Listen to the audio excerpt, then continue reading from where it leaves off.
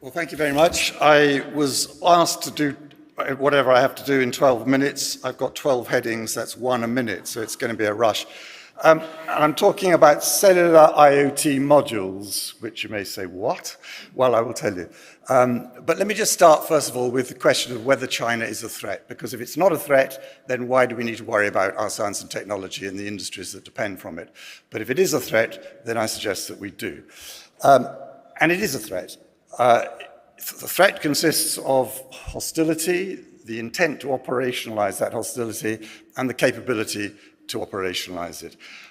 I've only got a minute for this section, so please go onto the Council on Geostrategy website, and the Council is where I'm an associate fellow, also Council on Geostrategy, and there is a paper there by me entitled, Is China a Threat? And also a paper entitled, What to Do About It, or words to that effect. Because that sets out, not in my words, but in Xi Jinping's words and the leaders of the Chinese Communist Party, what their intentions and their capabilities and how they see us in a very hostile light. So yes, they are a threat. And in that threat, their building up of capabilities in science and technology is the most prominent aspect.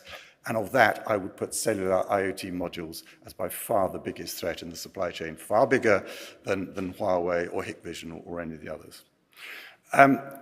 Now, some of you, I'm sure, will know what a cellular IoT module is, others won't. I can assure you that most people in the government have not the faintest idea, and I'm very good at spotting that hidden, concealed attempt to cover up ignorance. Every minister I've spoken to does not know what one is.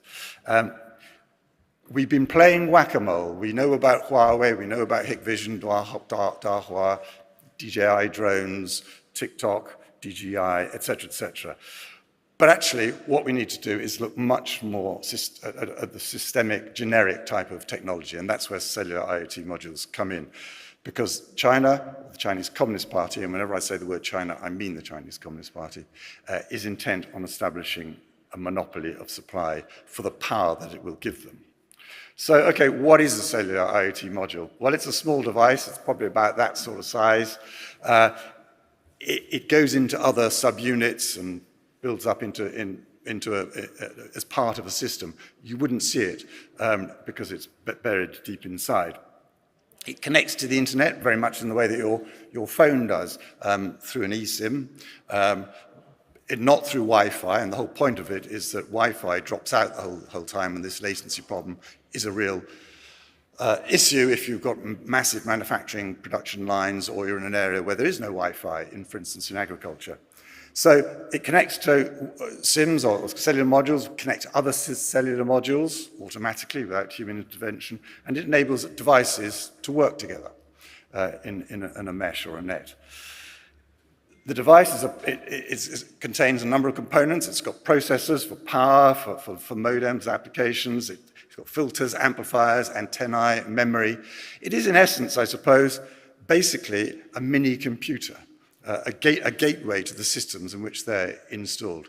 It is not a SIM card, despite what the press sometimes write. They don't fully understand these things. And it is not a chip either, although, of course, it has chips inside it. They're used to monitor, to control, to improve the performances in a whole range of aspects. They are, in a sense, communication computers. They're the gateway to all these devices, and they're found in industrial processes, in agriculture, in smart meters, in payment systems, production systems, security systems, controlling your air conditioning or whatever, and also in the health system very much, very important. So you will have them in a modern car. Every car will have one. In your smart meter in your home, there will be a cellular module. In your Ring doorbell, that's a Quectel model. That goes back. Data can go back to China from your house if they wish, and in a whole range of other things. And the point about this is that you need to trust your cellular module, because you have to trust that manufacturer, that there is a lifelong umbilical cord between the manufacturer and the user at the other end. Because on a very regular basis, there will be firmware updates going in. And whereas you could probably check and test that it's all clean when it goes in the first place, You cannot check every update. It's simply too many, and it would be well hidden. So you need to trust your supplier of your cellular modules. And as the child's fable goes, trust me, said the crocodile to the monkey which wanted to cross the river. Because in trusting Quectel or Fibercom or Meiji or Simcom, all these names which most people don't have heard of but should be more familiar than Hikvision or Huawei or whatever, in trusting those companies, you are trusting the Chinese Communist Party. And as we all know, the Chinese Communist Party's security laws say that any person, any organization, any company must cooperate to the full with the security authorities if requested. And even those laws aren't particularly important because anybody who's dealt with the Chinese system knows that when the Chinese Communist Party says jump, the only answer is how high. So do you trust the Chinese Communist Party when you install Quectel in your car or your grid or your critical national infrastructure? I suggest that might not be a good idea. So the threat from these modules is that China is pushing forward very fast to attain a monopoly of the supply of these. It's one of the key areas that they've identified for their push in science and technology. Now, they're doing this in the normal way through big subsidies, preferential loans, getting together with IT, getting land grants, you name it, and methods, illegal and legal, to get that monopoly.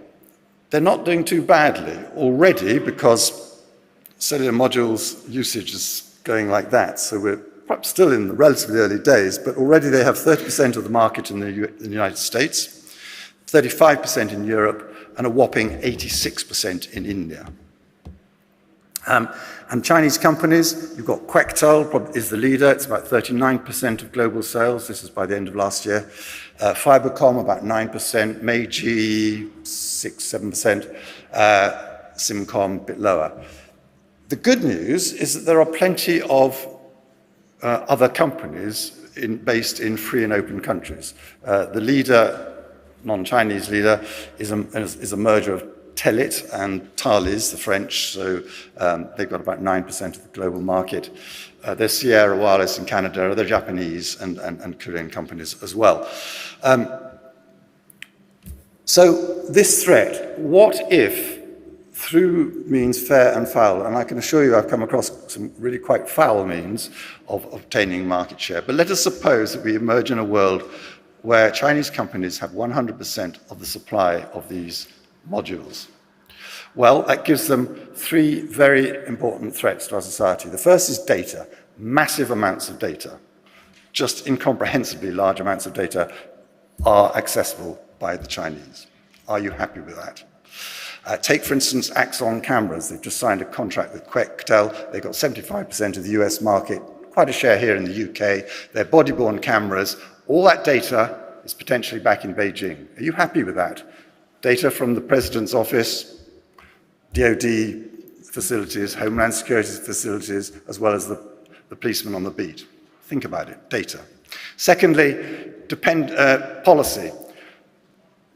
Oh, UK, we don't like your policy on Xinjiang or Taiwan or whatever it is.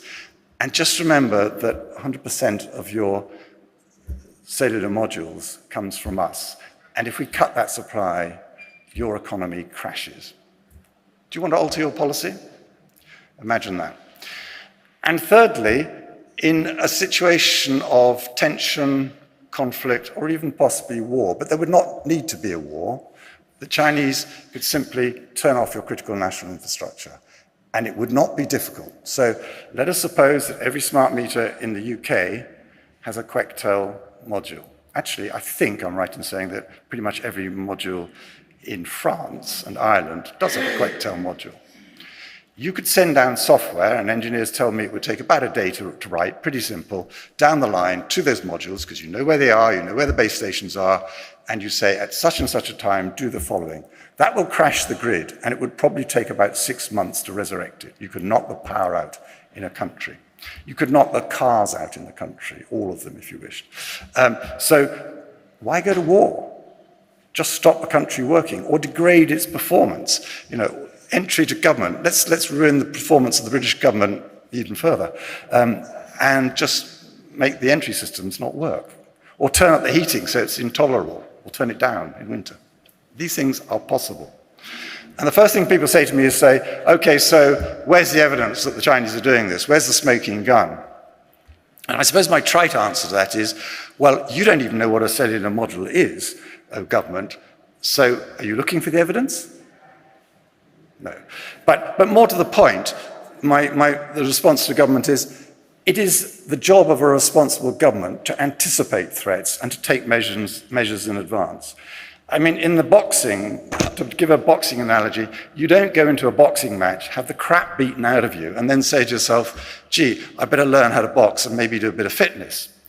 Or to change the metaphor slightly, back to the smoking gun, which would you rather face, a smoking gun or a loaded gun? It's a tough choice, but personally I'd go with the smoking gun because at least it's got one less bullet in the chamber or in the magazine. No, responsible government takes measures now. And there is evidence, of course. Not much, because we haven't been looking for it. But let's take data. Back end of last year, the security services took apart a government car because they were worried about data emanating from it to China. That's all we know from the report. I happen to know whose car it was, incidentally, but it doesn't matter, because every government car is vulnerable. And when I spoke to a very senior person in the British government, he said, we're just petrified because every car, every ministerial conversation in the back of that car potentially is vulnerable, if you have a Quectel or a Fibercom cellular module. So, and then again, if you follow these sorts of things, you'll see that a whole lot of Tesla engineers were sacked because they were laughing and sending around conversations and videos taken from Tesla cars. How? Via the cellular module. That's how important it is. So it is possible to get the data, believe you me. And policy pressure, we've seen that during COVID. PPE and other equipment, the Chinese Communist Party, very happy to use threats of that. And finally, shutting down critical national infrastructure. When the Russians invaded Ukraine, they took back a whole load of John Deere agricultural machinery. And what did John Deere do? They switched off, through the cellular modules, they switched it off. The Russians got a whole load of metal, fine. And that is what the power of the cellular module is. Now, Quectel will say, but that's up to the operators and the manufacturers, not us, we couldn't do that.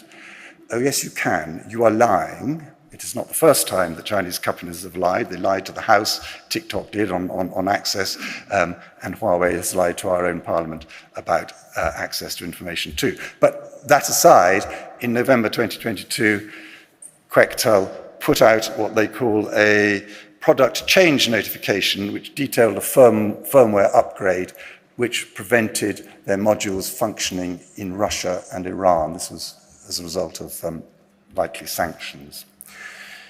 So it is possible by Quectel. They lie. So there is evidence.